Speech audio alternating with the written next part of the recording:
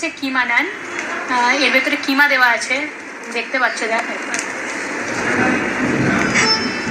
বাদশাহী বাদাম পসন্দা। আচ্ছা, তো এখানে বোনলেস মাটন আছে রাইট, আর এখানে আমন্ড বাদাম ইউজ করা হয়েছে, আর স্পাইসেসগুলো বোধহয় দিল্লির special, Delhi secret recipe, Delhi secret recipe. Akbari murgh masala. আচ্ছা, আকবরি মুরগ মশলা। এখানে কি দেওয়া হয়েছে? মাগার গ্রেভি আছে। সো কিমা নানটা ট্রাই করবো। কিমা নানটা বেশ ইন্টারেস্টিং, কিমাগুলো একদম দেখা যাচ্ছে সুন্দর। সো মাটনের পিসটা একবার দেখো, বোনলেস মাটন, আর মাটন কিন্তু বেশ সফট। ক্লোজে নিয়ে আয়।